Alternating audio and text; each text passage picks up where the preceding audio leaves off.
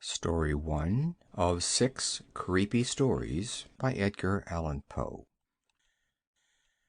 True, nervous, very, very dreadfully nervous I had been and am.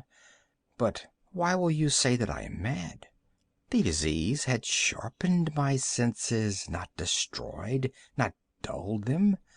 Above all was the sense of hearing acute. I heard all things in the heaven and in the earth. I heard many things in hell. How, then, am I mad? Hearken, and observe how healthily, how calmly I can tell you the whole story. It is impossible to say how first the idea entered my brain, but once conceived it haunted me day and night. Object there was none. Passion there was none. I loved the old man. He had never wronged me. He had never given me insult. For his gold I had no desire. I think it was his eye. Yes, it was this. He had the eye of a vulture, a pale blue eye with a film over it. Whenever it fell upon me my blood ran cold. And so by degrees, very gradually, I made up my mind to take the life of the old man and thus rid myself of the eye forever. Now, this is the point. You fancy me mad. Madmen know nothing. But you should have seen me. You should have seen how wisely I proceeded, with what caution, with what foresight, with what dissimulation I went to work. I was never kinder to the old man than during the whole week before I killed him. And every night about midnight I turned the latch of his door and opened it, oh, so gently. And then, when I had made an opening sufficient for my head, I put in a dark lantern, all closed, that no light shone out. And then I thrust in my head. Oh, you would have laughed to see how cunningly I thrust it in. I moved it slowly, very, very slowly, so that I might not disturb the old man's sleep. It took me an hour to place my whole head within the opening so far that I could see him as he lay upon his bed. Ha! Would a madman have been so wise as this? And then, when my head was well in the room, I undid the lantern cautiously. Oh, so cautiously. Cautiously, for the hinges creaked. I undid it just so much that a single thin ray fell upon the vulture eye.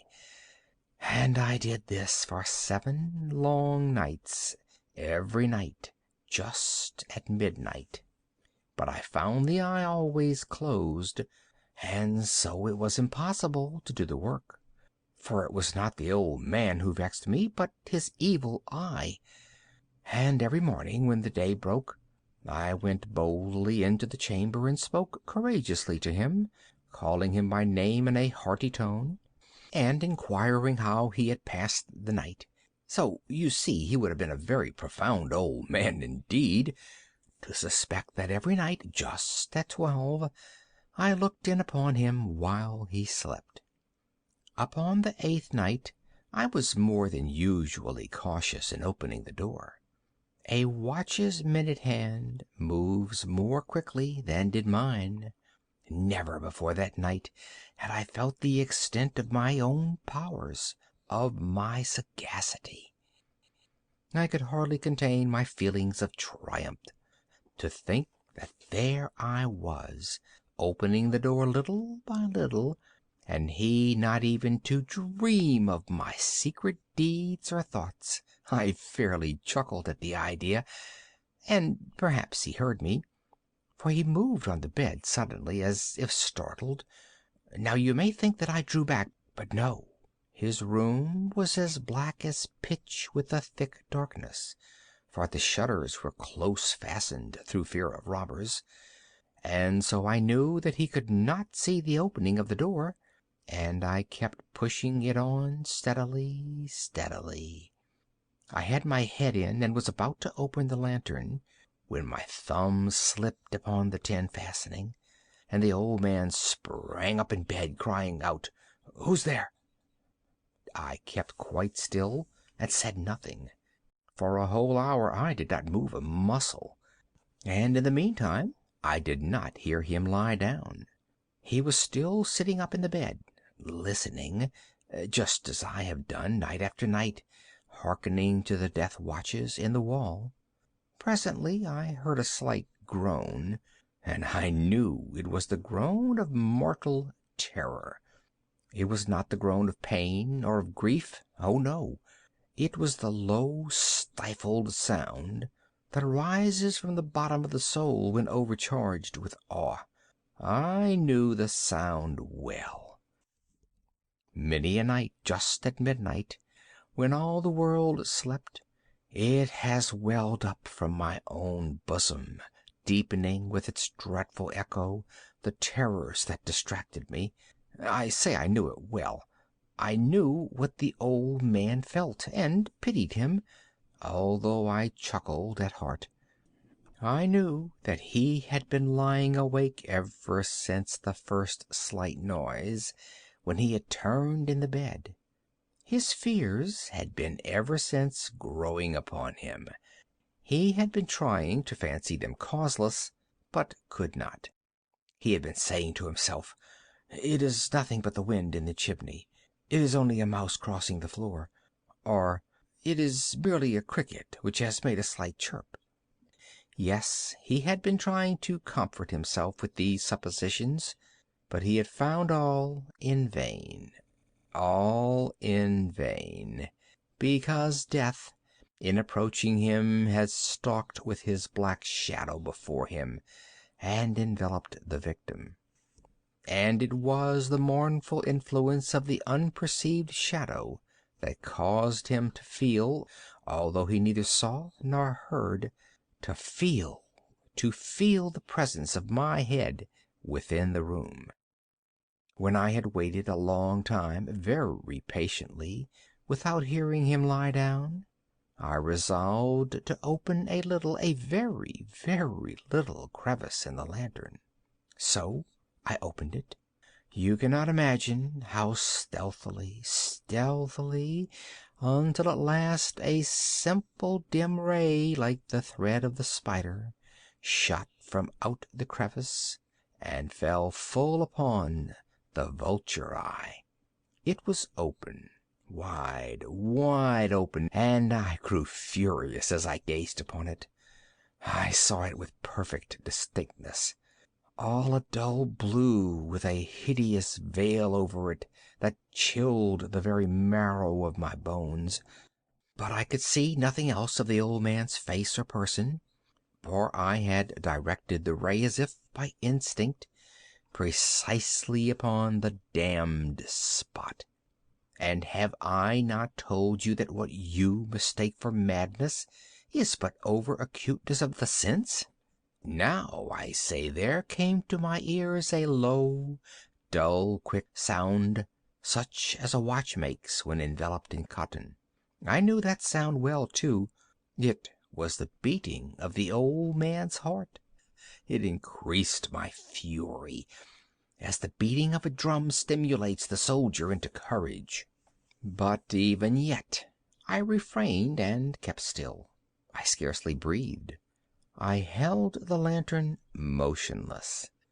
I tried how steadily I could maintain the ray upon the eye. Meantime, the hellish tattoo of the heart increased. It grew quicker and quicker, and louder every instant. The old man's terror must have been extreme. It grew louder, I say, louder every moment. Do you mark me well? I have told you that I am nervous. So I am. And now, at the dead hour of the night, amid the dreadful silence of that old house, so strange a noise as this excited me to uncontrollable terror.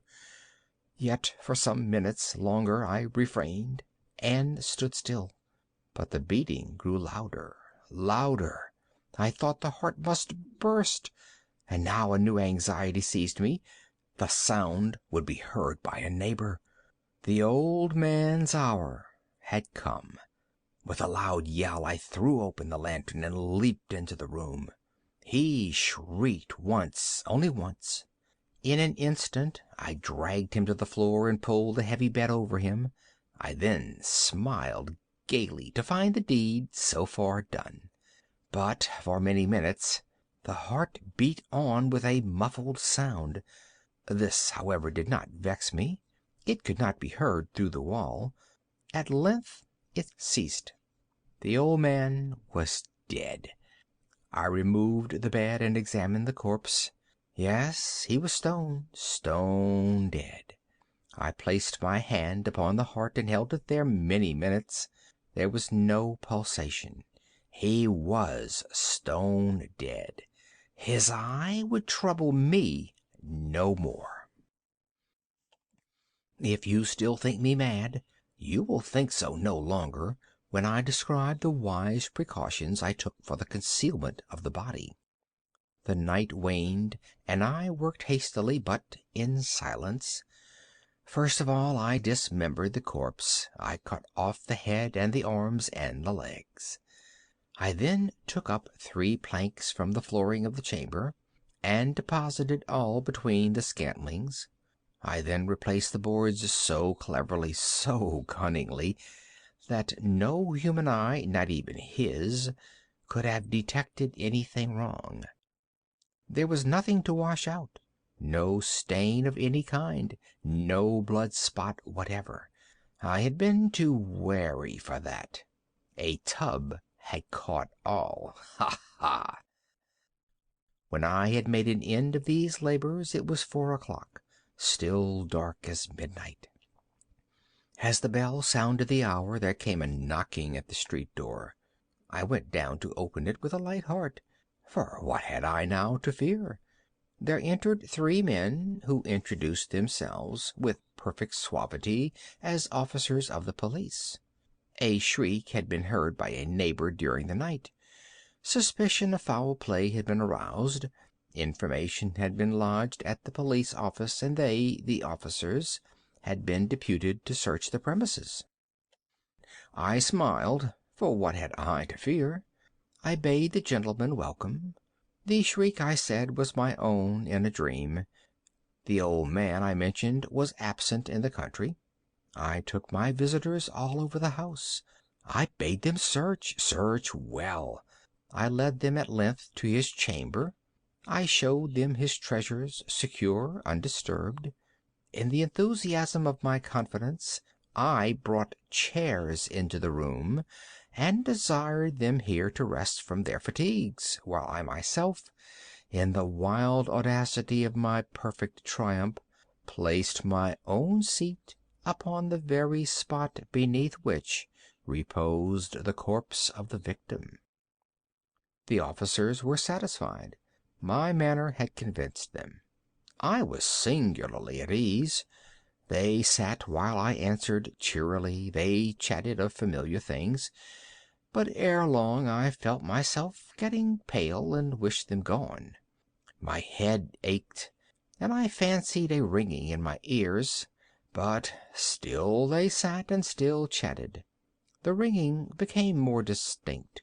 It continued and became more distinct.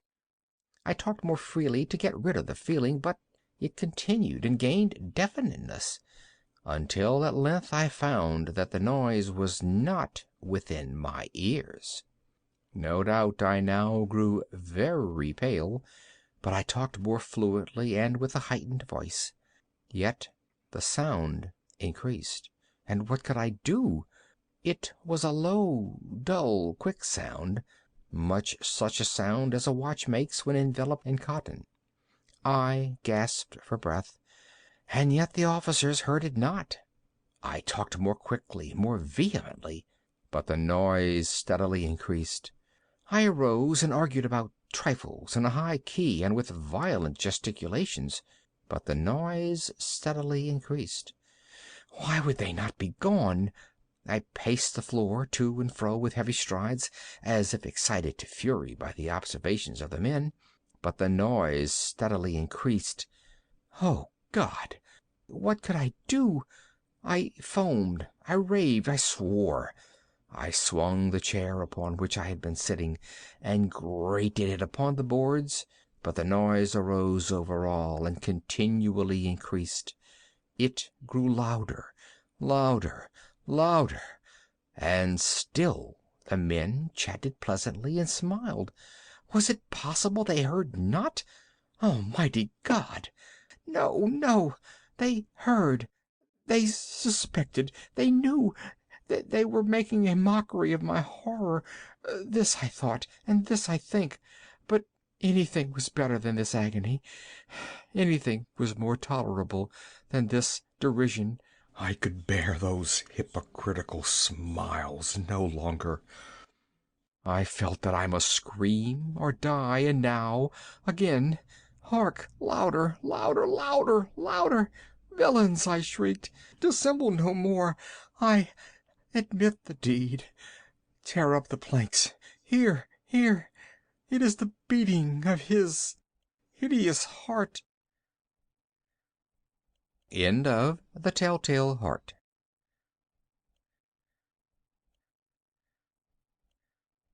Story number 2 of 6 creepy stories by Edgar Allan Poe. The Mask of the Red Death. The Red Death had long devastated the country. No pestilence had ever been so fatal or so hideous. Blood was its avatar and its seal, the redness and the horror of blood. There were sharp pains and sudden dizziness, and then profuse bleeding at the pores with dissolution. The scarlet stains upon the body, and especially upon the face of the victim, were the pest ban which shut him out from the aid and from the sympathy of his fellow men, and the whole seizure, progress, and termination of the disease were the incidents of half an hour. But the Prince Prospero was happy and dauntless and sagacious. When his dominions were half depopulated, he summoned to his presence 1,000 hale and light-hearted friends from among the knights and dames of his court, and with these retired to the deep seclusion of one of his castellated abbeys. This was an extensive and magnificent structure, the creation of the prince's own eccentric yet august taste. A strong and lofty wall girdled it in. The wall had gates of iron. The courtiers, having entered, brought furnaces and massy hammers and welded the bolts. They resolved to leave means neither of ingress or egress to the sudden impulses of despair or of frenzy from within. The abbey was amply provisioned. With such precautions the courtiers might bid defiance to contagion. The external world could take care of itself.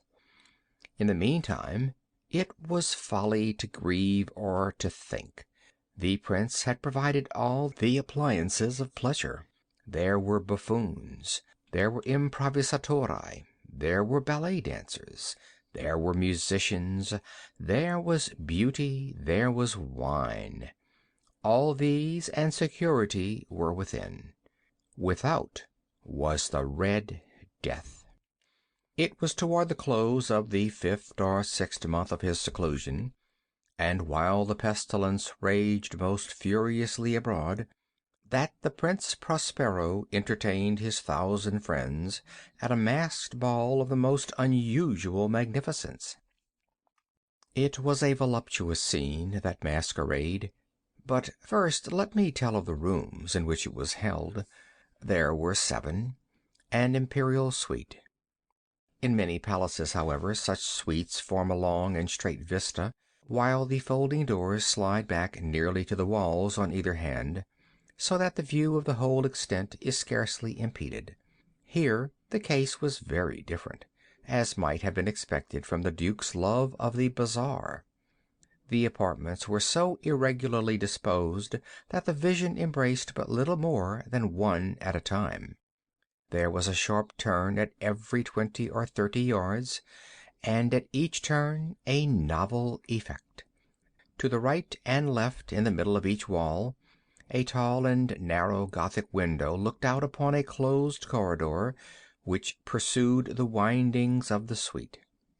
These windows were of stained glass, whose color varied in accordance with the prevailing hue of the decorations of the chamber into which it opened. That of the eastern extremity was hung, for example, in blue, and vividly blue were its windows.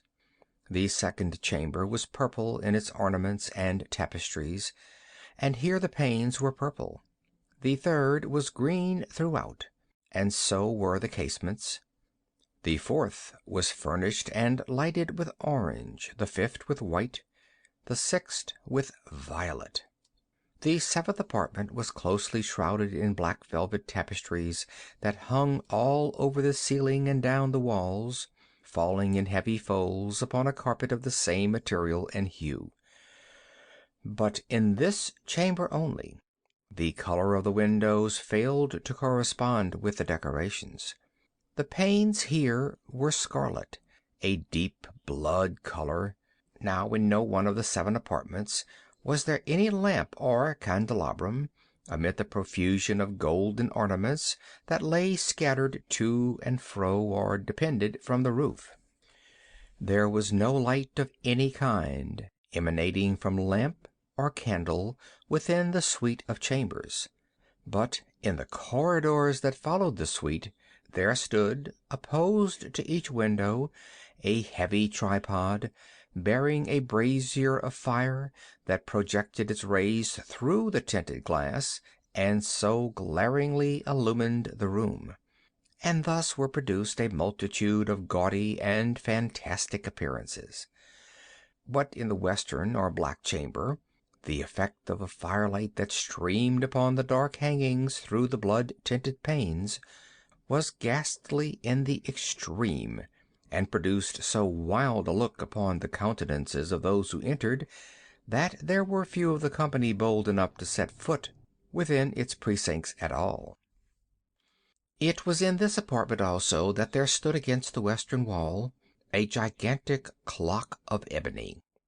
Its pendulum swung to and fro with a dull, heavy, monotonous clang, and when the minute hand made the circuit of the face, and the hour was to be stricken, there came from the brazen lungs of the clock a sound which was clear and loud and deep and exceedingly musical, but of so peculiar a note and emphasis that, at each lapse of an hour, the musicians of the orchestra were constrained to pause momentarily in their performance, to hearken to the sound.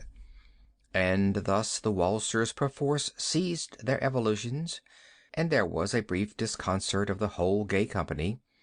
And while the chimes of the clock yet rang, it was observed that the giddiest grew pale, and the more aged and sedate passed their hands over their brows, as if in confused reverie or meditation. But when the echoes had fully ceased, a light laughter at once pervaded the assembly. The musicians looked at each other and smiled as if at their own nervousness and folly, and made whispering vows, each to the other, that the next chiming of the clock should produce in them no similar emotion. And then, after the lapse of 60 minutes, which embrace 3,600 seconds of the time that flies, there came yet another chiming of the clock, and then were the same disconcert and tremulousness and meditation as before. But in spite of these things, it was a gay and magnificent revel. The tastes of the Duke were peculiar. He had a fine eye for colors and effects.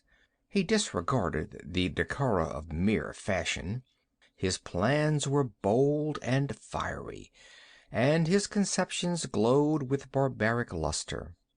There are some who would have thought him mad. His followers felt that he was not. It was necessary to hear and see and touch him to be sure that he was not. He had directed, in great part, the movable embellishments of the 7 chambers upon occasion of this great fête, and it was his own guiding taste which had given character to the masqueraders. Be sure they were grotesque. There were much glare and glitter and piquancy and phantasm, much of what has been seen since in Hernani. There were arabesque figures with unsuited limbs and appointments. There were delirious fancies such as the madman fashions. There was much of the beautiful, much of the wanton, much of the bizarre, something of the terrible, and not a little of that which might have excited disgust. To and fro in the 7 chambers there stalked, in fact, a multitude of dreams.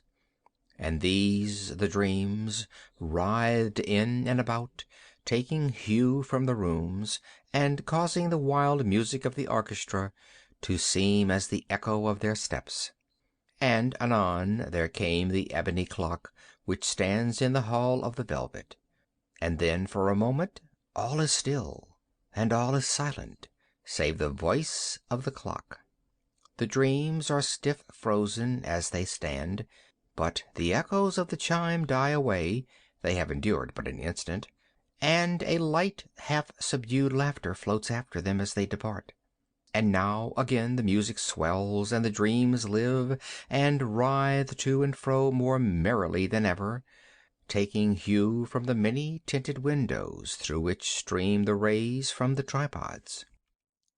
But to the chamber which lies most westwardly of the 7, there are now none of the maskers who venture, for the night is waning away, and there flows a ruddier light through the blood-colored panes, and the blackness of the sable drapery appalls, and to him whose foot falls upon the sable carpet there comes from the near clock of ebony a muffled peal more solemnly emphatic than any which reaches their ears who indulge in the more remote gaieties of the other apartments. But these other apartments were densely crowded, and in them beat feverishly the heart of life, and the revel went whirlingly on, until at length there commenced the sounding of midnight upon the clock. And then the music ceased, as I have told, and the evolutions of the waltzers were quieted, and there was an uneasy cessation of all things as before. But now there were 12 strokes to be sounded by the bell of the clock, and thus it happened, perhaps, that more of thought crept, with more of time, into the meditations of the thoughtful among those who revelled. And thus, too, it happened perhaps that before the last echoes of the last chime had utterly sunk into silence, there were many individuals in the crowd who had found leisure to become aware of the presence of a masked figure which had arrested the attention of no single individual before. And the rumor of this new presence having spread itself whisperingly around, there arose at length from the whole company a buzz, a murmur, expressive of disapprobation and surprise, then, finally, of terror, of horror, and of disgust. In an assembly of phantasms such as I have painted, it may well be supposed that no ordinary appearance could have excited such sensation. In truth, the masquerade license of the night was nearly unlimited, but the figure in question had out-Heroded Herod, and gone beyond the bounds of even the prince's indefinite decorum. There are chords in the heart of the most reckless which cannot be touched without emotion. Even with the utterly lost, to whom life and death are equally jests, there are matters of which no jest can be made. The whole company, indeed, seemed now deeply to feel that in the costume and bearing of the stranger neither wit nor propriety existed. The figure was tall and gaunt, and shrouded from head to foot in the habiliments of the grave. The mask which concealed the visage was made so nearly to resemble the countenance of a stiffened corpse that the closest scrutiny must have had difficulty in detecting the cheat. And yet all this might have been endured if not approved by the mad revelers around. But the mummer had gone so far as to assume the type of the Red Death. His vesture was dabbed in blood, and his broad brow, with all the features of the face, was besprinkled with the scarlet horror. When the eyes of Prince Prospero fell upon this spectral image, which, with a slow and solemn movement, as if more fully to sustain its role, stalked to and fro among the waltzers, he was seen to be convulsed in the first moment with a strong shudder, either of terror or distaste, but in the next his brow reddened with rage. "Who dares?" he demanded hoarsely of the courtiers who stood near him. "Who dares insult us with this blasphemous mockery? Seize him and unmask him, that we may know whom we have to hang at sunrise from the battlements." It was in the eastern or blue chamber in which stood the Prince Prospero as he uttered these words. They rang throughout the 7 rooms loudly and clearly, for the prince was a bold and robust man, and the music had become hushed at the waving of his hand. It was in the blue room where stood the prince, with a group of pale courtiers by his side. At first, as he spoke, there was a slight rushing movement of this group in the direction of the intruder, who at the moment was also near at hand, and now with deliberate and stately step made closer approach to the speaker.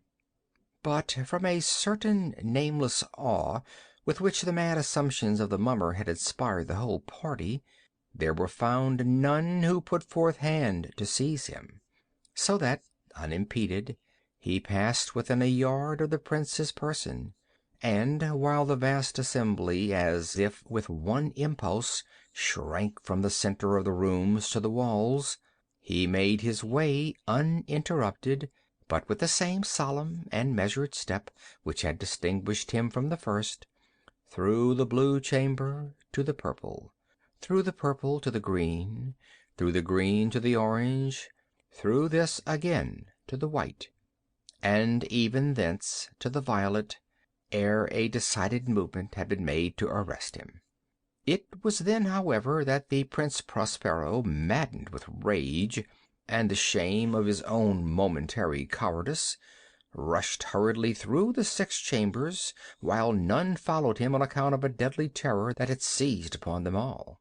He bore aloft a drawn dagger, and had approached in rapid impetuosity to within 3 or 4 feet of the retreating figure, when the latter, having attained the extremity of the velvet apartment, turned suddenly and confronted his pursuer.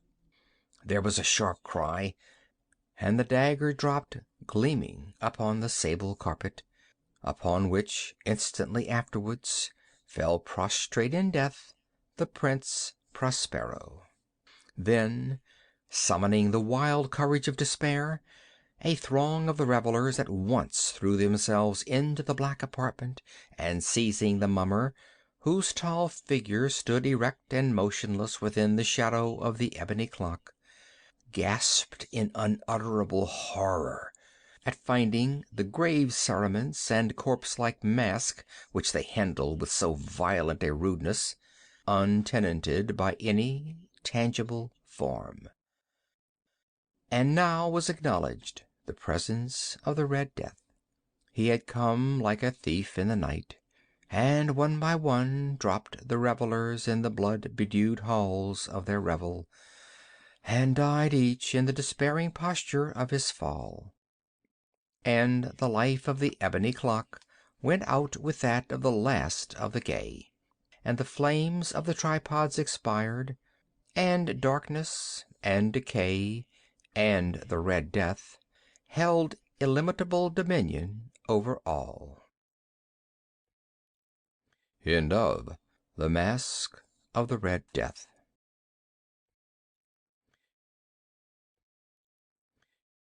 Story number 3 of 6 creepy stories by Poe. The Black Cat. For the most wild yet most homely narrative which I am about to pen, I neither expect nor solicit belief. Mad indeed would I be to expect it, in a case where my very senses reject their own evidence. Yet mad am I not, and very surely do I not dream. But tomorrow I die, and today I would unburthen my soul. My immediate purpose is to place before the world, plainly, succinctly, and without comment, a series of mere household events. In their consequences, these events have terrified, have tortured, have destroyed me. Yet I will not attempt to expound them. To me they have presented little but horror. To many they will seem less terrible than barroques. Hereafter, perhaps, some intellect may be found which will reduce my phantasm to the commonplace, some intellect more calm, more logical, and far less excitable than my own, which will perceive in the circumstances I detail with awe nothing more than an ordinary succession of very natural causes and effects. From my infancy I was noted for the docility and humanity of my disposition. My tenderness of heart was even so conspicuous as to make me the jest of my companions. I was especially fond of animals, and was indulged by my parents with a great variety of pets. With these I spent most of my time, and never was so happy as when feeding and caressing them. This peculiarity of character grew with my growth, and in my manhood I derived from it one of my principal sources of pleasure. To those who have cherished an affection for a faithful and sagacious dog, I need hardly be at the trouble of explaining the nature or the intensity of the gratification thus derivable.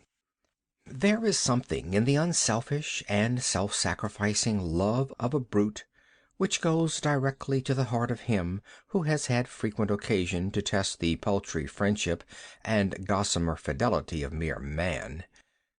I married early, and was happy to find in my wife a disposition not uncongenial with my own. Observing my partiality for domestic pets, she lost no opportunity of procuring those of the most agreeable kind. We had birds, goldfish, a fine dog, rabbits, a small monkey, and a cat.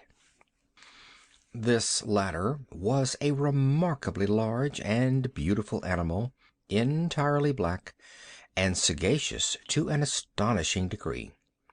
In speaking of his intelligence, my wife, who at heart was not a little tinctured with superstition, made frequent allusion to the ancient popular notion which regarded all black cats as witches in disguise. Not that she was ever serious upon this point, and I mention the matter at all for no better reason than that it happens just now to be remembered. Pluto, this was the cat's name, was my favorite pet and playmate. I alone fed him, and he attended me wherever I went about the house. It was even with difficulty that I could prevent him from following me through the streets. Our friendship lasted in this manner for several years, during which my general temperament and character, through the instrumentality of the fiend intemperance, had, I blush to confess it, experienced a radical alteration for the worse. I grew, day by day, more moody, more irritable, more regardless of the feelings of others. I suffered myself to use intemperate language to my wife. At length I even offered her personal violence. My pets, of course, were made to feel the change in my disposition. I not only neglected but ill-used them. For Pluto, however, I still retained sufficient regard to restrain me from maltreating him, as I made no scruple of maltreating the rabbits, the monkey, or even the dog, when by accident or through affection they came in my way. But my disease grew upon me. For what disease is like alcohol? And at length even Pluto, who was now becoming old and consequently somewhat peevish, even Pluto began to experience the effects of my ill temper. One night, returning home much intoxicated from one of my haunts about town, I fancied that the cat avoided my presence. I seized him when, in his fright at my violence, he inflicted a slight wound upon my hand with his teeth. The fury of a demon instantly possessed me. I knew myself no longer. My original soul seemed at once to take its flight from my body, and a more than fiendish malevolence, gin-nurtured, thrilled every fibre of my frame.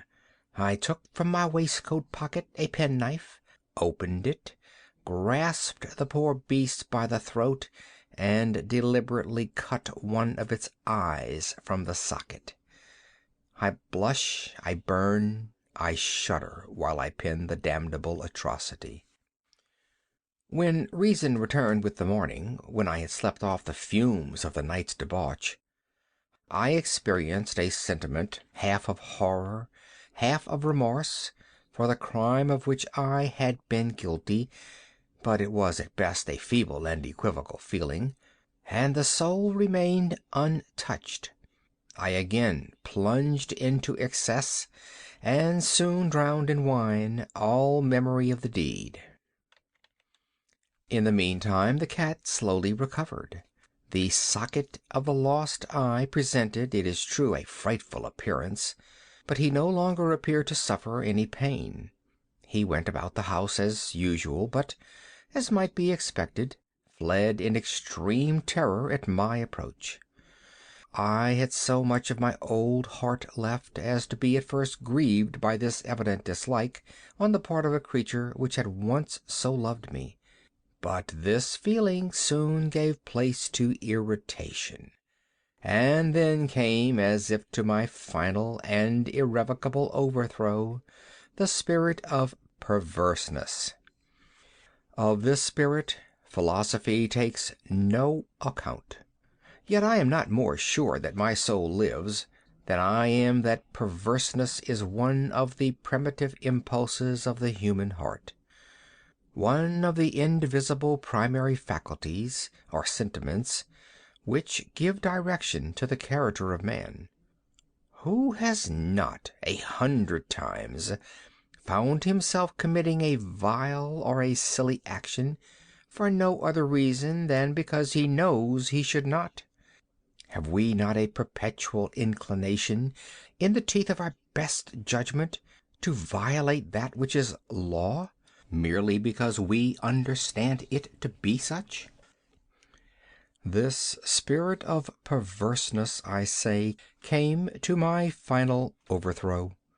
It was this unfathomable longing of the soul to vex itself, to offer violence to its own nature, to do wrong for the wrong's sake only, that urged me to continue and finally to consummate the injury I had inflicted upon the unoffending brute. One morning, in cool blood, I slipped a noose about its neck and hung it to the limb of a tree, hung it with the tears streaming from my eyes, and with the bitterest remorse at my heart, hung it because I knew that it had loved me, and because I felt it had given me no reason of offense, hung it because I knew that in so doing I was committing a sin, a deadly sin that would so jeopardize my immortal soul as to place it, if such a thing were possible, even beyond the reach of the infinite mercy of the most merciful and most terrible God. On the night of the day on which this cruel deed was done, I was aroused from sleep by the cry of fire. The curtains of my bed were in flames. The whole house was blazing. It was with great difficulty that my wife, a servant, and myself made our escape from the conflagration. The destruction was complete. My entire worldly wealth was swallowed up, and I resign myself thenceforward to despair. I am above the weakness of seeking to establish a sequence of cause and effect between the disaster and the atrocity, but I am detailing a chain of facts, and wish not to leave even a possible link imperfect. On the day succeeding the fire I visited the ruins. The walls, with one exception, had fallen in. The exception was found in a compartment wall, not very thick, which stood about the middle of the house, and against which had rested the head of my bed. The plastering had here in great measure resisted the action of the fire, a fact which I attributed to its having been recently spread. About this wall a dense crowd were collected, and many persons seemed to be examining a particular portion of it with very minute and eager attention. The words "strange," "singular," and other similar expressions excited my curiosity. I approached and saw, as if graven in bas-relief upon the white surface, the figure of a gigantic cat. The impression was given with an accuracy truly marvelous. There was a rope about the animal's neck. When I first beheld this apparition, for I could scarcely regard it as less, my wonder and my terror were extreme. But at length reflection came to my aid. The cat, I remembered, had been hung in a garden adjacent to the house. Upon the alarm of fire this garden had been immediately filled by the crowd, by some one of whom the animal must have been cut from the tree and thrown through an open window into my chamber. This had probably been done with the view of arousing me from sleep. The falling of other walls had compressed the victim of my cruelty into the substance of the freshly spread plaster, the lime of which, with the flames and the ammonia from the carcass, had then accomplished the portrait as I saw it. Although I thus readily accounted to my reason, if not altogether to my conscience, for the startling fact just detailed, it did not the less fail to make a deep impression upon my fancy. For months I could not rid myself of the phantasm of the cat, and during this period there came back into my spirit a half sentiment that seemed, but was not, remorse. I went so far as to regret the loss of the animal, and to look about me among the vile haunts which I now habitually frequented for another pet of the same species and of somewhat similar appearance with which to supply its place. One night, as I sat, half stupefied, in a den of more than infamy, my attention was suddenly drawn to some black object reposing upon the head of one of the immense hogsheads of gin or of rum which constituted the chief furniture of the apartment. I had been looking steadily at the top of this hogshead for some minutes, and what now caused me surprise was the fact that I had not sooner perceived the object thereupon. I approached it and touched it with my hand. It was a black cat, a very large one, fully as large as Pluto, and closely resembling him in every respect but one. Pluto had not a white hair upon any portion of his body, but this cat had a large, although indefinite, splotch of white, covering nearly the whole region of the breast. Upon my touching him he immediately arose, purred loudly, rubbed against my hand, and appeared delighted with my notice. This, then, was the very creature of which I was in search. I at once offered to purchase it of the landlord, but this person made no claim to it, knew nothing of it, had never seen it before. I continued my caresses, and when I prepared to go home, the animal evinced a disposition to accompany me. I permitted it to do so, occasionally stooping and patting it as I proceeded. When it reached the house it domesticated itself at once, and became immediately a great favorite with my wife. For my own part, I soon found a dislike to it arising within me. This was just the reverse of what I had anticipated, but I know not how or why it was. Its evident fondness for myself rather disgusted and annoyed. By slow degrees these feelings of disgust and annoyance rose into the bitterness of hatred. I avoided the creature. A certain sense of shame and the remembrance of my former deed of cruelty preventing me from physically abusing it. I did not, for some weeks, strike or otherwise violently ill-use it, but gradually, very gradually, I came to look upon it with unutterable loathing, and to flee silently from its odious presence as from the breath of a pestilence.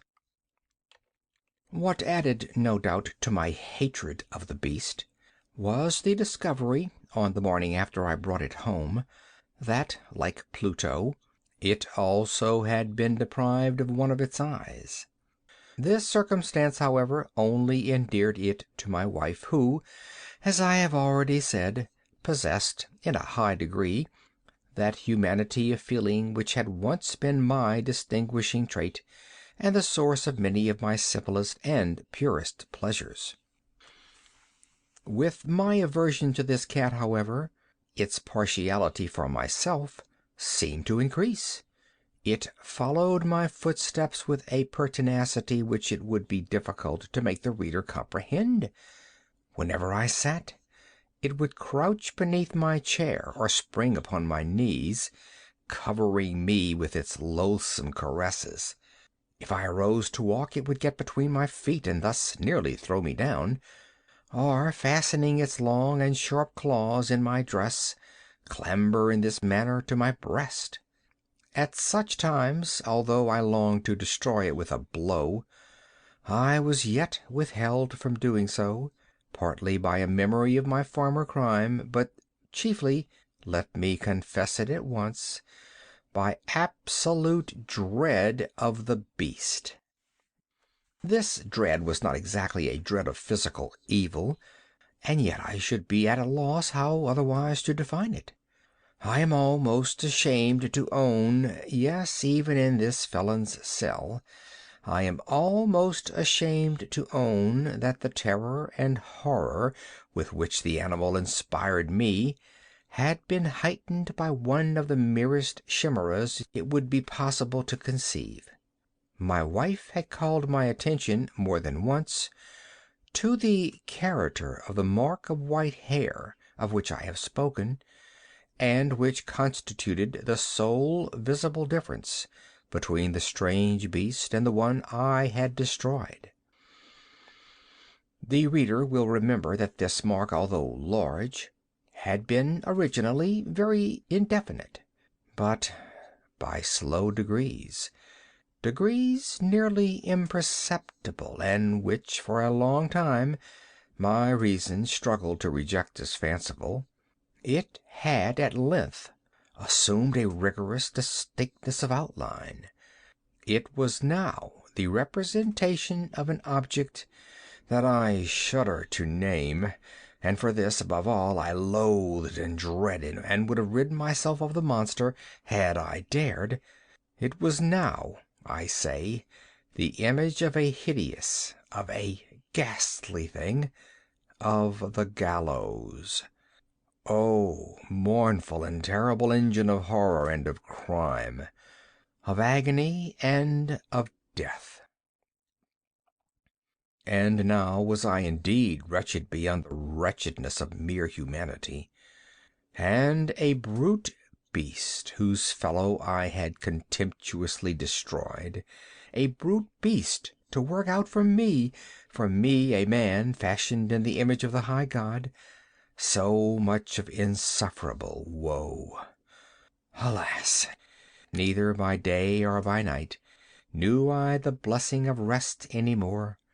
During the former, the creature left me no moment alone, and in the latter I started hourly from dreams of unutterable fear to find the hot breath of the thing upon my face. and its vast weight, an incarnate nightmare that I had no power to shake off, incumbent eternally upon my heart.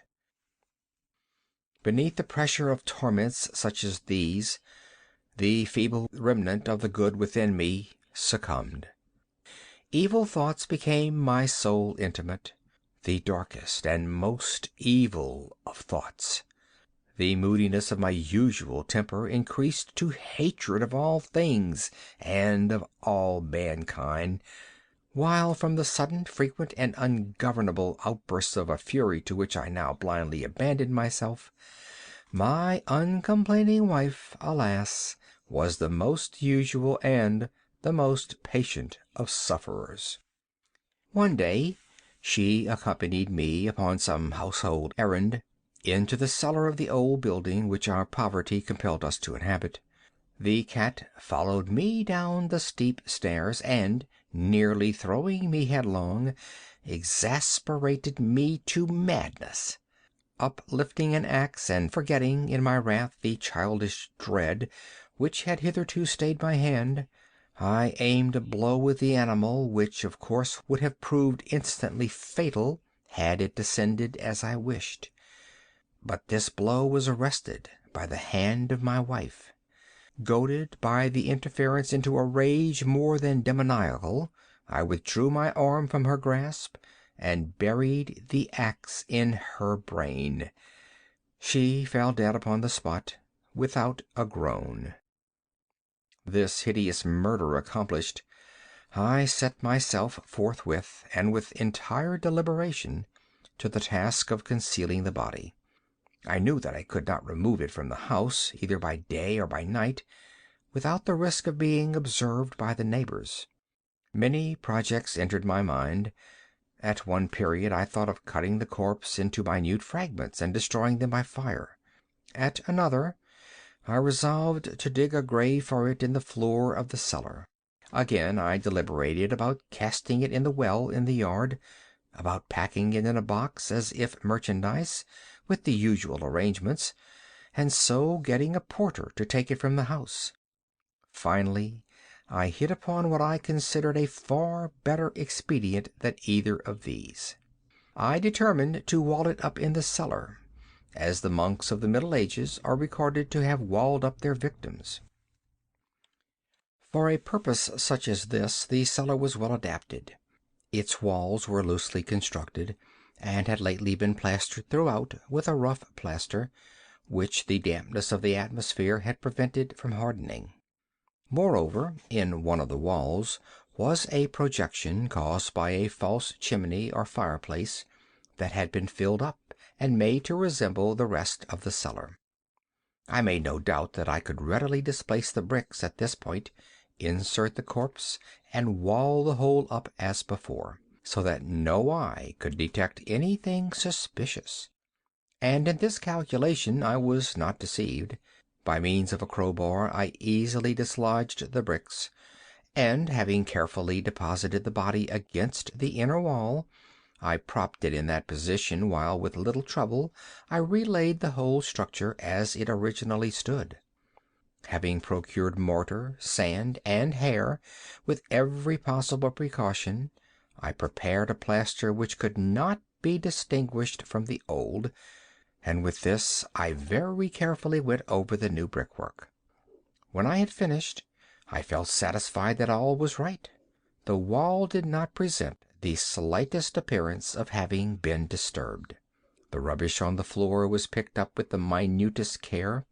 I looked around triumphantly and said to myself, "Here at least, then, my labor has not been in vain."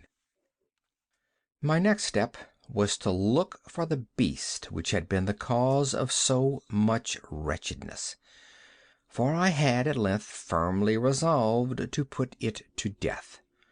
Had I been able to meet with it at the moment, there could have been no doubt of its fate. But it appeared that the crafty animal had been alarmed at the violence of my previous anger, and forbore to present itself in my present mood. It is impossible to describe or to imagine the deep, the blissful sense of relief which the absence of the detested creature occasioned in my bosom. It did not make its appearance during the night, and thus, for one night at least since its introduction into the house, I soundly and tranquilly slept. I slept, even with the burden of murder upon my soul. The second and the third day passed, and still my tormentor came not. Once again I breathed as a freeman. The monster in terror had fled the premises forever. I should behold it no more. My happiness was supreme. The guilt of my dark deed disturbed me but little. Some few inquiries had been made, but these had been readily answered. Even a search had been instituted, but of course nothing was to be discovered. I looked upon my future felicity as secured. Upon the fourth day of the assassination, a party of the police came, very unexpectedly, into the house, and proceeded again to make rigorous investigation of the premises. Secure, however, in the inscrutability of my place of concealment, I felt no embarrassment whatever. The officers bade me accompany them in their search. They left no nook or corner unexplored. At length, for the third or fourth time, they descended into the cellar. I quivered not in a muscle. My heart beat calmly as that of one who slumbers in innocence. I walked the cellar from end to end. I folded my arms upon my bosom and roamed easily to and fro. The police were thoroughly satisfied and prepared to depart. The glee at my heart was too strong to be restrained. I burned to say but one word by way of triumph, and to render doubly sure their assurance of my guiltlessness. "Gentlemen," I said at last, as the party ascended the steps, "I delight to have allayed your suspicions. I wish you all health and a little more courtesy. By the by, gentlemen, this is a very well-constructed house." In the rabid desire to say something easily, I scarcely knew what I uttered at all. I may say an excellently well-constructed house. These walls— Are you going, gentlemen? These walls are solidly put together. And here, through the mere frenzy of bravado, I rapped heavily with a cane which I held in my hand, upon that very portion of the brickwork behind which stood the corpse of the wife of my bosom. But may God shield and deliver me from the fangs of the arch-fiend! No sooner had the reverberation of my blows sunk into silence than I was answered by a voice from within the tomb, by a cry, at first muffled and broken, like the sobbing of a child, and then quickly swelling into one long, loud, and continuous scream, utterly anomalous and inhuman, a howl, a wailing shriek, half of horror and half of triumph, such as might have arisen only out of hell, conjointly from the throats of the damned in their agony and of the demons that exult in the damnation. Of my own thoughts it is folly to speak. Swooning, I staggered to the opposite wall. For one instant the party upon the stairs remained motionless, through extremity of terror and of awe. In the next, a dozen stout arms were toiling at the wall. It fell bodily. The corpse, already greatly decayed and clotted with gore, stood erect before the eyes of the spectators. Upon its head, with red extended mouth and solitary eye of fire, sat the hideous beast whose craft had seduced me into murder, and whose informing voice had consigned me to the hangman. I had walled the monster up within the tomb. End of The Black Cat.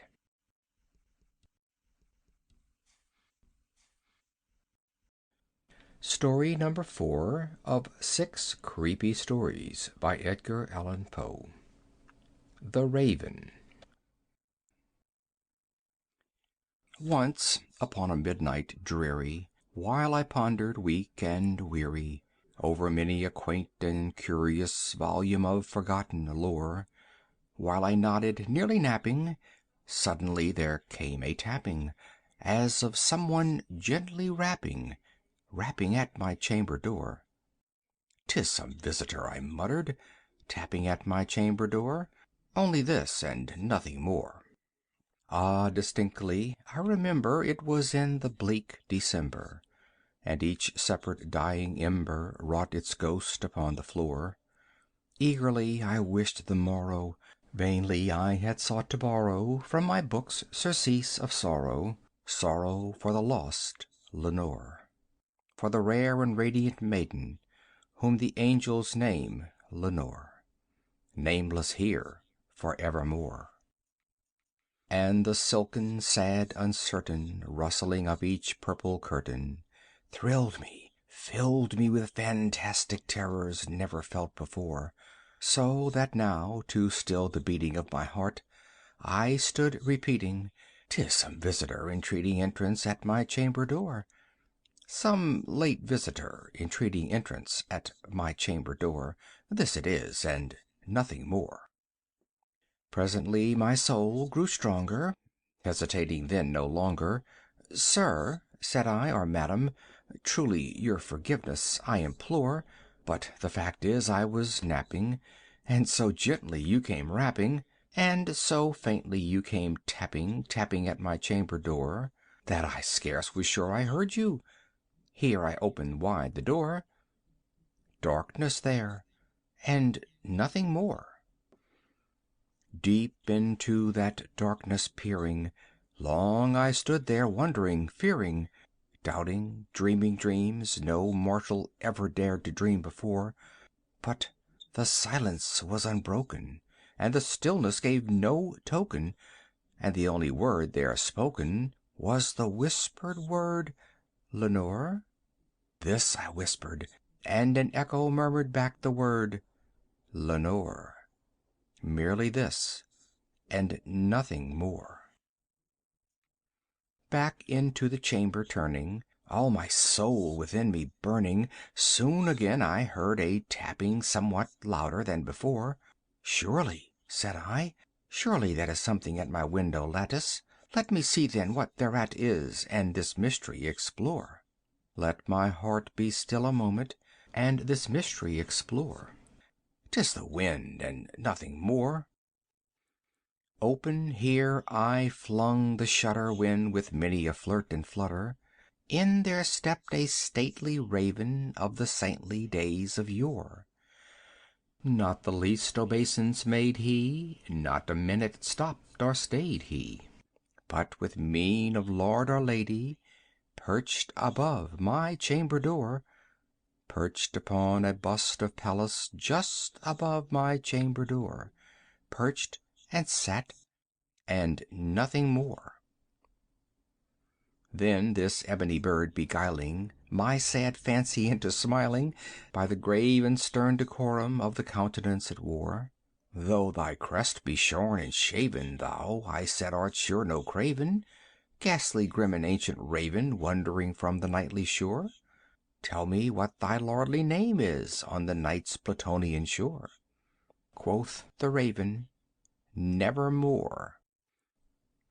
Much I marvelled this ungainly fowl to hear discourse so plainly, though its answer little meaning, little relevancy bore. For we cannot help agreeing that no living human being ever yet was blessed with seeing bird above his chamber door, bird or beast upon the sculptured bust above his chamber door, with such name as Nevermore. But the raven, sitting lonely on the placid bust, spoke only that one word, as if his soul in that one word he did outpour. Nothing further then he uttered, not a feather then he fluttered, till I scarcely more than muttered, "Other friends have flown before." On the morrow he will leave me, as my hopes have flown before. Then the bird said, Nevermore. Startled at the stillness broken by reply so aptly spoken, doubtless, said I, what it utters is its only stock and store. Caught from some unhappy master whom unmerciful disaster followed fast and followed faster till his songs one burden bore, till the dirges of his hope that melancholy burden bore, of never, nevermore. But the raven, still beguiling all my fancy into smiling, straight I wheeled a cushioned seat in front of bird and bust and door. Then, upon the velvet sinking, I betook myself to linking fancy unto fancy, thinking what this ominous bird of yore, what this grim, ungainly, ghastly, gaunt, and ominous bird of yore, meant in croaking nevermore. This I sat engaged in guessing, but no syllable expressing, to the fowl whose fiery eyes now burned into my bosom's core. This and more I sat divining, with my head at ease reclining on the cushion's velvet lining that the lamplight gloated o'er, but whose velvet violet lining with the lamplight gloating o'er she shall press, ah, nevermore. Then methought the air grew denser, perfumed from an unseen censer, swung by seraphim whose footfalls tinkled on the tufted floor. Wretch, I cried, thy God has lent thee, by these angels he has sent thee, respite, respite, and nepenthe from thy memories of Lenore. Quaff, oh quaff this kind nepenthe, and forget this lost Lenore. Quoth the raven, Nevermore. Prophet, said I, thing of evil, prophet still of bird or devil, whether tempter sent or whether tempest tossed thee here ashore, desolate yet all undaunted, on this desert land enchanted, on this home by horror haunted, tell me truly, I implore, is there balm in Gilead? Tell me, I implore. Quoth the raven, Nevermore. Prophet, said I, thing of evil, prophet still of bird or devil, by that heaven that bends above us, by that God we both adore, tell this soul with sorrow laden if, within the distant Aidenn, it shall clasp a sainted maiden whom the angels name Lenore, clasp a rare and radiant maiden whom the angels name Lenore. Quoth the raven, Nevermore. Be that word our sign of parting, bird or fiend, I shriek, upstarting. Get thee back into the tempest and the night's Plutonian shore. Leave no black plume as a token of that lie thy soul hath spoken. Leave my loneliness unbroken. Quit the bust above my door. Take thy beak from out my heart, and take thy form from off my door. Quoth the raven, Nevermore. And the raven, never flitting, still is sitting on the pallid bust of Pallas just above my chamber door. And his eyes have all the seeming of a demon's that is dreaming, and the lamplight o'er him streaming throws his shadow on the floor, and my soul from out that shadow that lies floating on the floor shall be lifted nevermore. End of The Raven.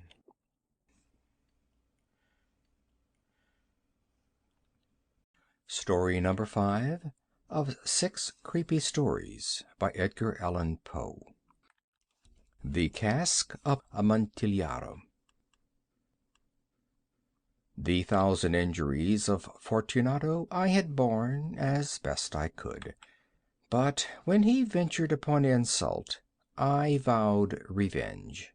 You who know me well, you who so well know the nature of my soul, will not suppose, however, that I gave utterance to a threat.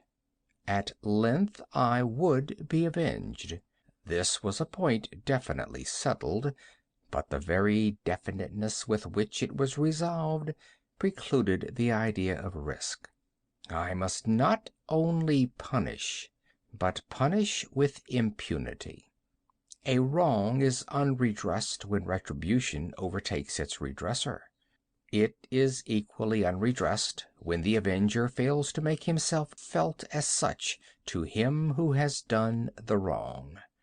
It must be understood that neither by word nor deed had I given Fortunato cause to doubt my good will. I continued, as was my wont, to smile in his face, and he did not perceive that my smile now was at the thought of his immolation. He had a weak point, this Fortunato. Although in other regards he was a man to be respected and even feared. He prided himself on his connoisseurship in wine. Few Italians have the true virtuoso spirit. For the most part their enthusiasm is adopted to suit the time and opportunity, to practice imposture upon the British and Austrian millionaires. In painting and gemmary, Fortunato, like his countrymen, was a quack. But in the matter of old wines he was sincere. In this respect I did not differ from him materially.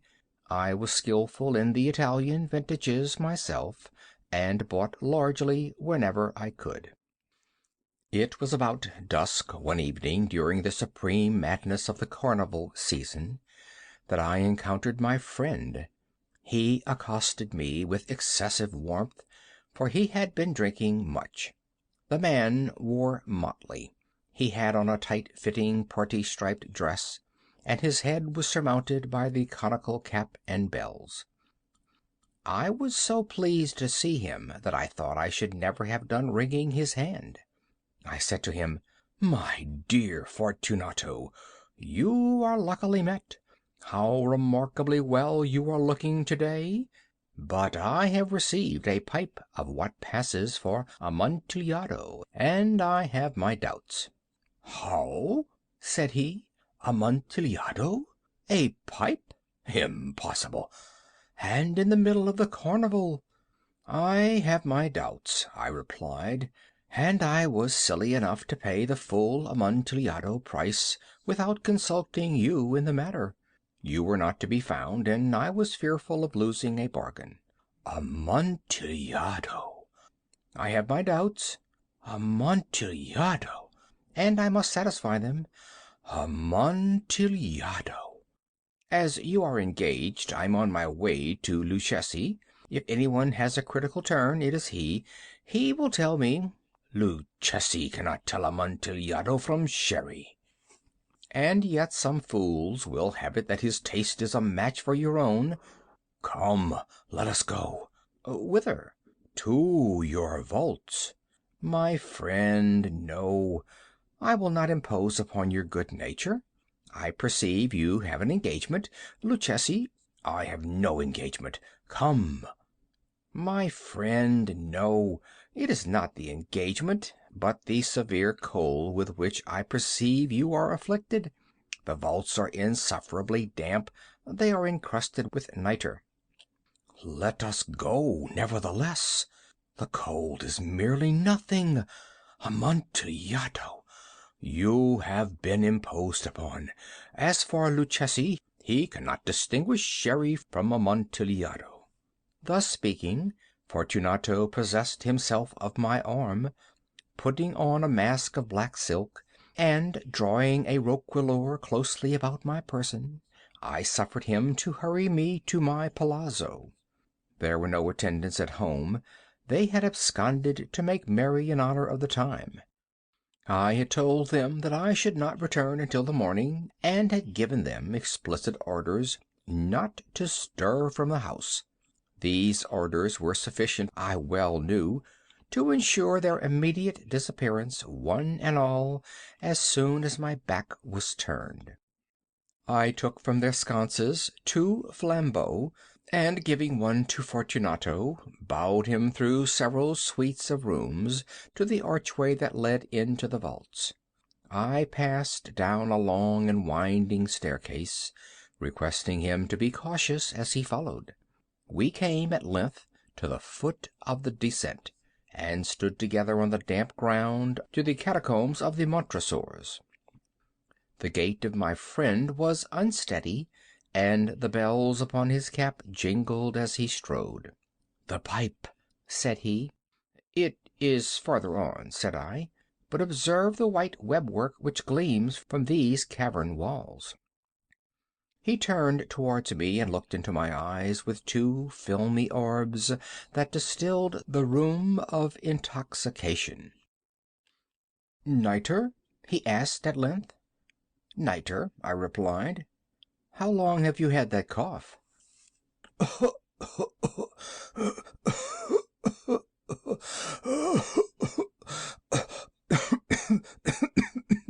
My poor friend found it impossible to reply for many minutes.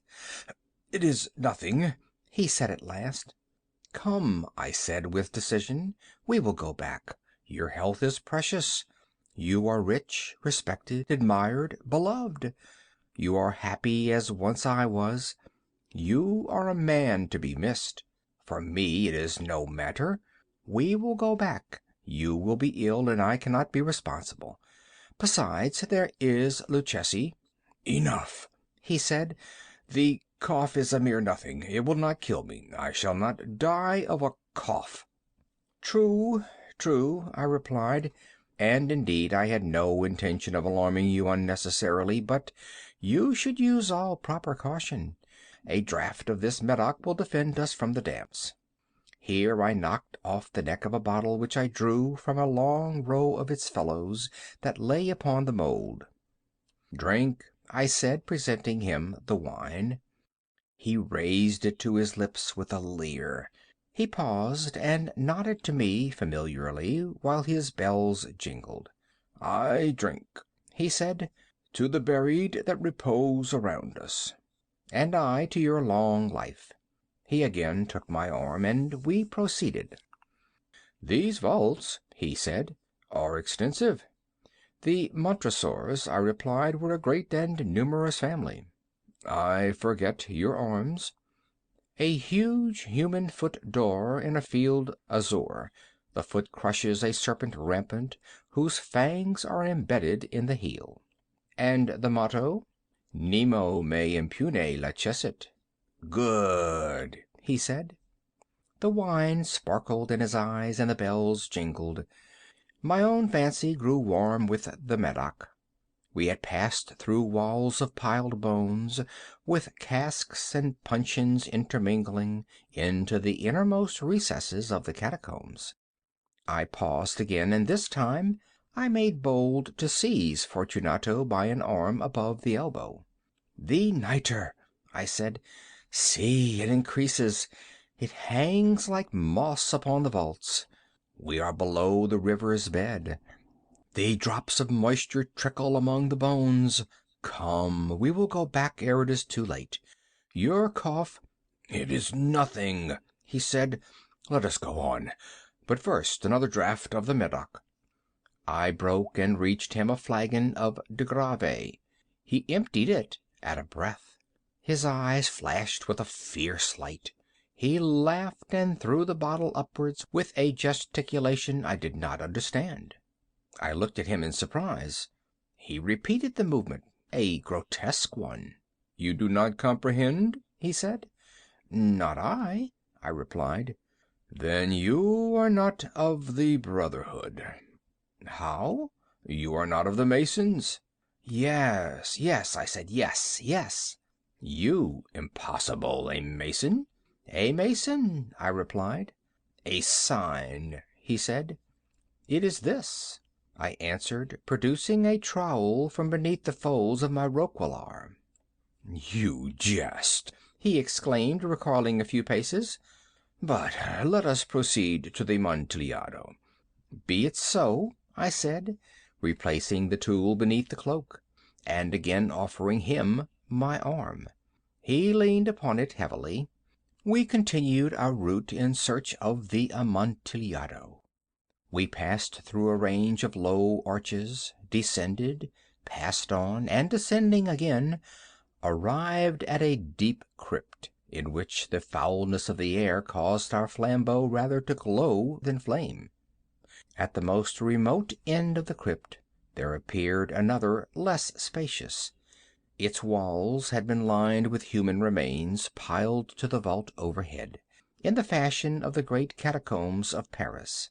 3 sides of this interior crypt were still ornamented in this manner.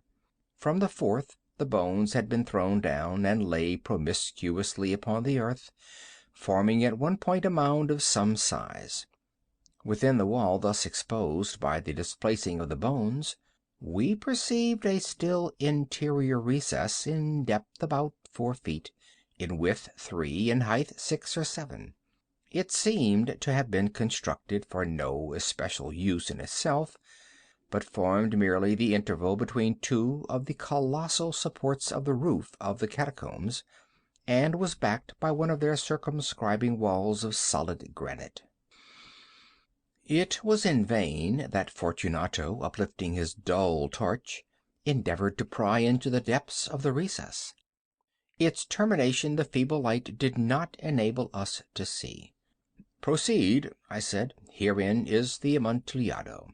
As for Luchesi—" "He is an ignoramus," interrupted my friend as he stepped unsteadily forward, while I followed immediately at his heels. In an instant he had reached the extremity of the niche, and finding his progress arrested by the rock, stood stupidly bewildered. A moment more and I had fettered him to the granite. In its surface were 2 iron staples, distant from each other about 2 feet horizontally. From one of these depended a short chain, from the other a padlock. Throwing the links about his waist, it was but the work of a few seconds to secure it. He was too much astonished to resist. Withdrawing the key, I stepped back from the recess. "Pass your hand," I said, "over the wall. You cannot help feeling the nitre. Indeed, it is very damp. Once more let me implore you to return." "No?" "Then I must positively leave you. But I must first render you all the little attentions in my power." "The Amontillado!" ejaculated my friend, not yet recovered from his astonishment. "True," I replied, "the Amontillado." As I said these words, I busied myself among the piles of bones of which I have before spoken. Throwing them aside, I soon uncovered a quantity of building stone and mortar. With these materials, and with the aid of my trowel, I began vigorously to wall up the entrance of the niche. I had scarcely laid the first tier of my masonry when I discovered that the intoxication of Fortunato had in a great measure worn off. The earliest indication I had of this was a low moaning cry from the depth of the recess. It was not the cry of a drunken man. There was then a long and obstinate silence.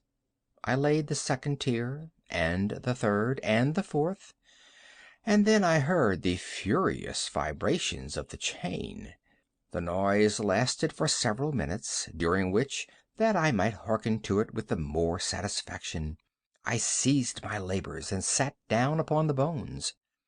When at last the clanking subsided, I resumed the trowel and finished without interruption the 5th, the 6th, and the 7th tier. The wall was now nearly upon a level with my breast. I again paused, and holding the flambeau over the mason work, threw a few feeble rays upon the figure within. A succession of loud and shrill screams bursting suddenly from the throat of the chained form seemed to thrust me violently back. For a brief moment I hesitated. I trembled. Unsheathing my rapier, I began to grope with it about the recess, but the thought of an instant reassured me. I placed my hand upon the solid fabric of the catacombs and felt satisfied. I reapproached the wall. I replied to the yells of him who clamored. I re-echoed, I aided, I surpassed them in volume and in strength. I did this, and the clamorer grew still. It was now midnight, and my task was drawing to a close. I had completed the 8th, the 9th, and the 10th tier. I had finished a portion of the last and the 11th. There remained but a single stone to be fitted and plastered in. I struggled with its weight. I placed it partially in its destined position, but now there came from out the niche a low laugh that erected the hairs upon my head. It was succeeded by a sad voice, which I had difficulty in recognizing as that of the noble Fortunato. The voice said, "Ha, ha, ha, he, he, a very good joke indeed, an excellent jest. We will have many a rich laugh about it at the palazzo, he, he, he, over our wine, he, he, he, he." "The Amontillado," I said. "Yes, the Amontillado, but is it not getting late? Will they not be awaiting us at the palazzo, the Lady Fortunato and the rest? Let us be gone." "Yes," I said, "let us be gone." "For the love of God, Montressor." "Yes," I said, "for the love of God." But to these words I hearkened in vain for a reply. I grew impatient. I called aloud, "Fortunato!" No answer. I called again, "Fortunato!" No answer still. I thrust the torch through the remaining aperture and let it fall within. There came forth in return only a jingling of the bells. My heart grew sick on account of the dampness of the catacombs. I hastened to make an end of my labor. I forced the last stone into its position. I plastered it up. Against the new masonry I re-erected the old rampart of bones. For the half of a century no mortal has disturbed them. In pace requiescat. End of The Cask of Amantillado.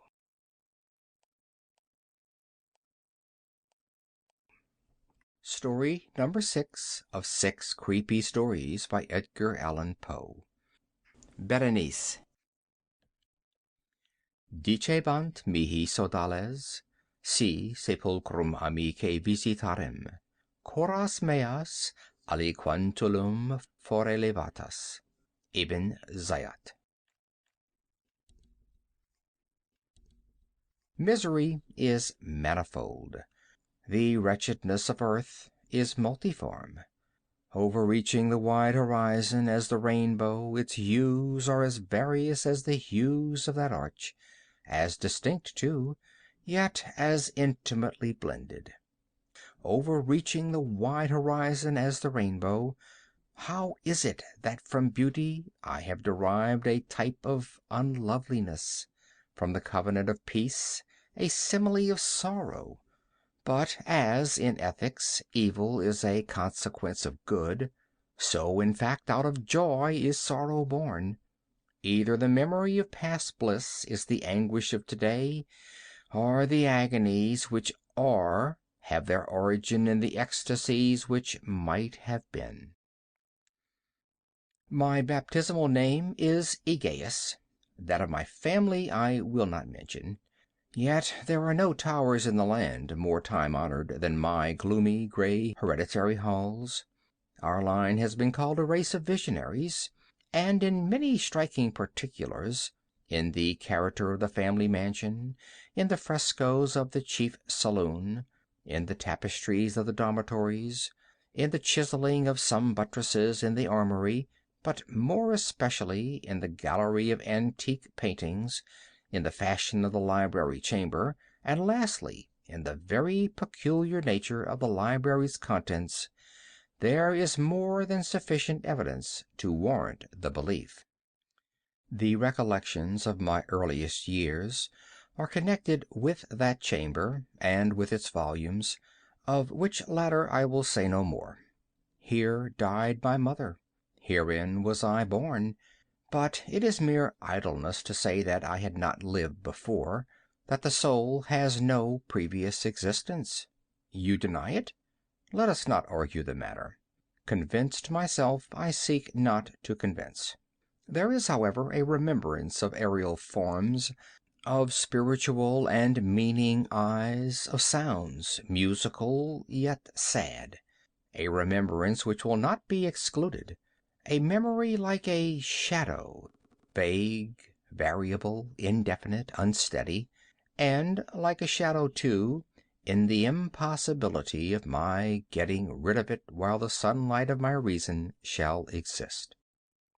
In that chamber was I born, thus awaking from the long night of what seemed, but was not, nonentity, at once into the very regions of fairyland, into a palace of imagination, into the wild dominions of monastic thought and erudition. It is not singular that I gazed around me with a startled and ardent eye, that I loitered away my boyhood in books, and dissipated my youth in reverie. But it is singular that as years rolled away, and the noon of manhood found me still in the mansion of my fathers, it is wonderful what stagnation there fell upon the springs of my life. Wonderful how total an inversion took place in the character of my commonest thought. The realities of the world affected me as visions, and as visions only, while the wild ideas of the land of dreams became in turn not the material of my everyday existence, but in very deed that existence utterly and solely in itself. Berenice and I were cousins, and we grew up together in my paternal halls. Yet differently we grew. I, ill of health and buried in gloom; she, agile, graceful, and overflowing with energy. Hers the ramble on the hillside, mine the studies of the cloister. I living within my own heart, and addicted body and soul to the most intense and painful meditation; she roaming carelessly through life, with no thought of the shadows in her path, or the silent flight of the raven-winged hours. Berenice! I call upon her name, Berenice, and from the grey ruins of memory a thousand tumultuous recollections are startled at the sound. Ah, vividly is her image before me now, as in the early days of her light-heartedness and joy. O gorgeous yet fantastic beauty! O sylph amid the shrubberies of Arnheim! O naiad among its fountains! And then all is mystery and terror, and a tale which should not be told. Disease, a fatal disease, fell like the simoon upon her frame. And even while I gazed upon her, the spirit of change swept over her, pervading her mind, her habits, and her character, and in a manner the most subtle and terrible, disturbing even the identity of her person. Alas, the destroyer came and went. And the victim, where is she? I knew her not, or knew her no longer as Berenice. Among the numerous train of maladies superinducted by that fatal and primary one, which effected a revolution of so horrible a kind in the moral and physical being of my cousin, may be mentioned as the most distressing and obstinate in its nature, a species of epilepsy not unfrequently terminating in trance itself, trance very nearly resembling positive dissolution, and from which her manner of recovery was in most instances startlingly abrupt. In the meantime my own disease, for I have been told that I should call it by no other appellation, my own disease then grew rapidly upon me, and assumed finally a monomaniacal character of a novel and extraordinary form, hourly and momently gaining vigor, and at length obtaining over me the most incomprehensible ascendancy. This monomania, if I must so term it, consisted in a morbid irritability of those properties of the mind in metaphysical science termed the attentive. It is more than probable that I am not understood, but I fear indeed that it is in no manner possible to convey to the mind of the merely general reader an adequate idea of that nervous intensity of interest with which, in my case, the powers of meditation, not to speak technically, busied and buried themselves in the contemplation of even the most ordinary objects of the universe. To muse for long unwearied hours, with my attention riveted to some frivolous device on the margin or in the typography of a book. To become absorbed, for the better part of a summer's day, in a quaint shadow falling aslant upon the tapestry or upon the floor. To lose myself for an entire night in watching the steady flame of a lamp or the embers of a fire. To dream away whole days over the perfume of a flower. To repeat monotonously some common word until the sound, by dint of frequent repetition, ceased to convey any idea whatever to the mind. To lose all sense of motion or physical existence by means of absolute bodily quiescence, long and obstinately persevered in. Such were a few of the most common and least pernicious vagaries induced by a condition of the mental faculties, not indeed altogether unparalleled, but certainly bidding defiance to anything like analysis or explanation. Yet let me not be misapprehended.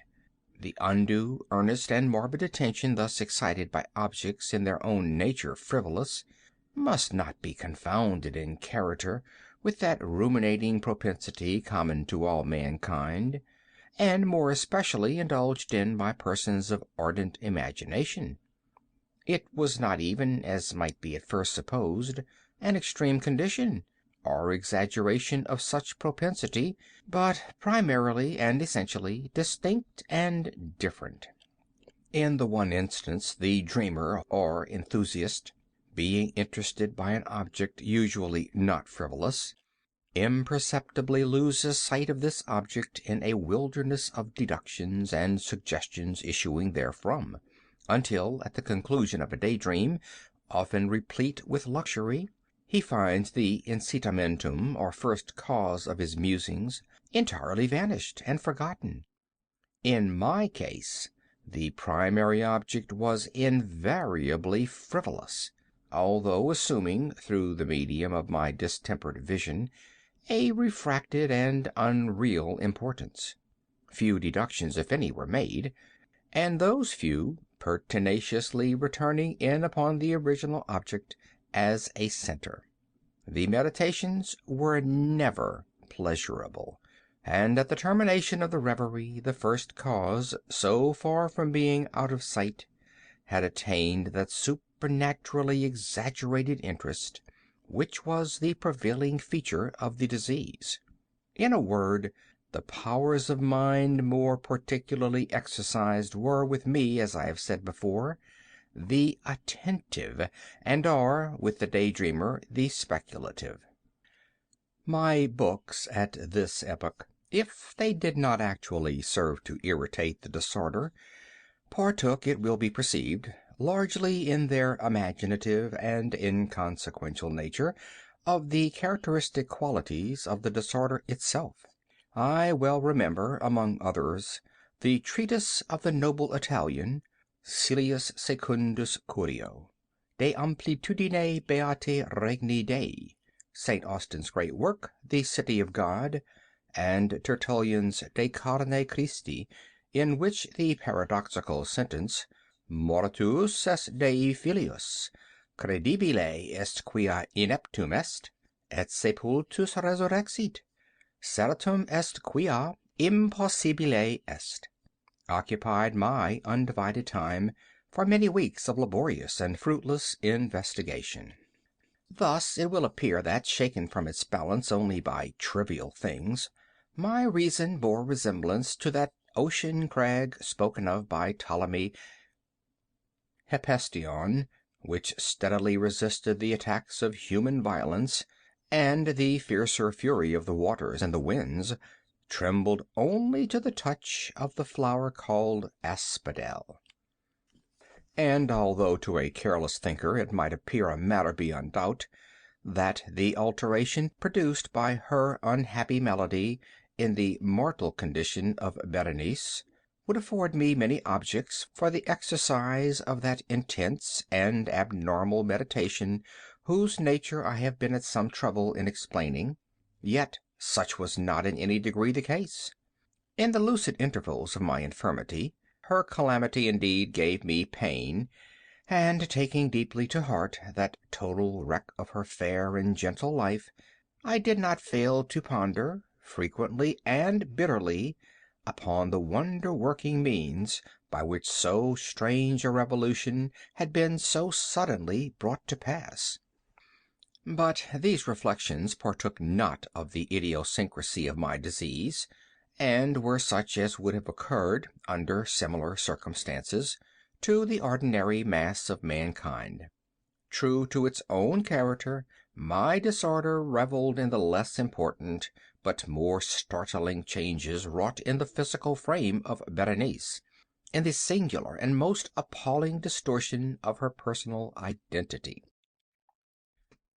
During the brightest days of her unparalleled beauty, most surely I had never loved her. In the strange anomaly of my existence, feelings with me had never been of the heart, and my passions always were of the mind. Through the gray of the early morning, among the trellised shadows of the forest at noonday, and in the silence of my library at night, she had flitted by my eyes, and I had seen her, not as the living and breathing Berenice, but as the Berenice of a dream, not as a being of the earth, earthy, but as the abstraction of such a being, not as a thing to admire, but to analyze, not as an object of love, but as the theme of the most abstruse, although desultory speculation. And now I shuddered in her presence, and grew pale at her approach. Yet, bitterly lamenting her fallen and desolate condition, I called to mind that she had loved me long, and in an evil moment I spoke to her of marriage. And at length the period of our nuptials was approaching, when, upon an afternoon in the winter of the year, one of those unseasonably warm, calm, and misty days which are the nurse of the beautiful halcyon, I sat, and sat as I thought alone, in the inner apartment of the library. But, uplifting my eyes, I saw that Berenice stood before me. Was it my own excited imagination, or the misty influence of the atmosphere, or the uncertain twilight of the chamber, or the gray draperies which fell around her figure, that caused in it so vacillating and indistinct an outline? I could not tell.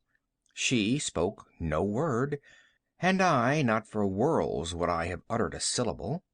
An icy chill ran through my frame. A sense of insufferable anxiety oppressed me. A consuming curiosity pervaded my soul, and sinking back upon the chair, I remained for some time breathless and motionless, with my eyes riveted upon her person. Alas, its emaciation was excessive, and not one vestige of the former being lurked in any single line of the contour. My burning glances at length fell upon the face. The forehead was high and very pale, and singularly placid, and the once jetty hair fell partially over it, and overshadowed the hollow temples with innumerable ringlets, now of a vivid yellow, and jarring discordantly in their fantastic character with the reigning melancholy of the countenance.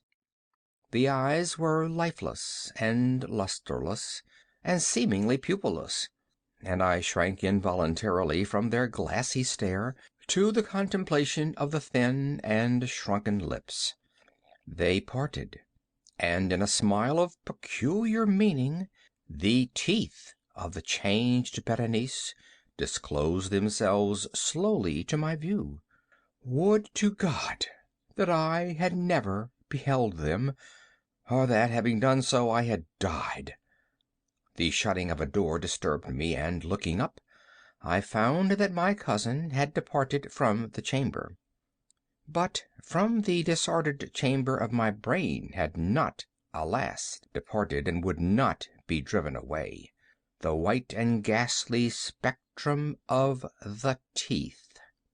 Not a speck on their surface, not a shade of their enamel, not an indenture in their edges, but what that period of her smile had sufficed to brand in upon my memory.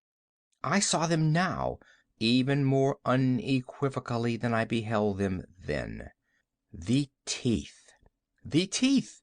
They were here, and there, and everywhere, and visibly and palpably before me, long, narrow, and excessively white, with the pale lips writhing about them, as in the very moment of their first terrible development.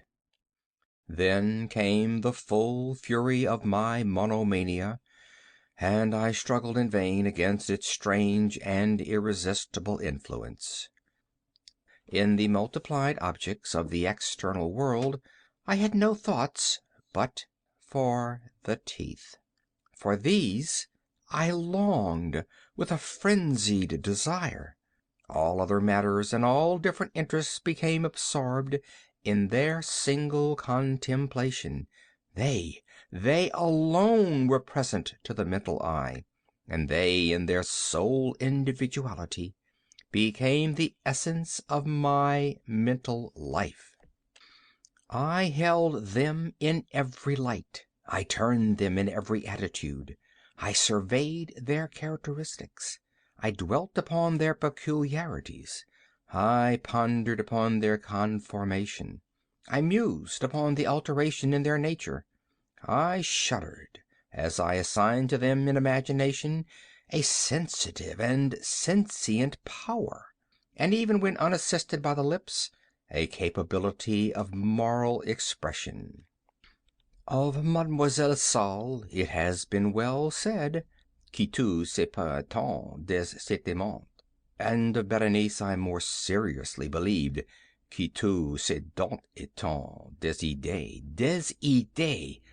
Ah, here was the idiotic thought that destroyed me. Des idées. Ah, therefore it was that I coveted them so madly. I felt that their possession could alone ever restore me to peace in giving me back to reason.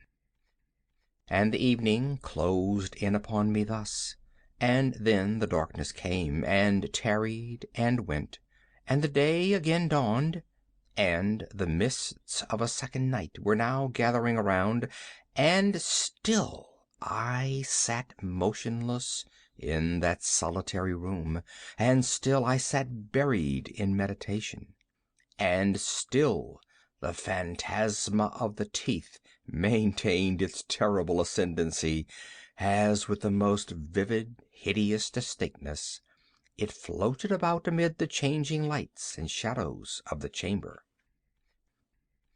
At length there broke in upon my dreams a cry as of horror and dismay, and thereunto, after a pause, succeeded the sound of troubled voices, intermingled with many low moanings of sorrow or of pain. I arose from my seat, and, throwing open one of the doors of the library, saw standing out in the antechamber a servant maiden, all in tears, who told me that Berenice was no more.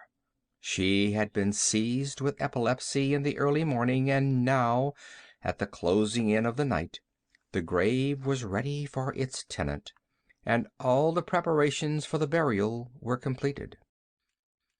I found myself sitting in the library, and again sitting there alone.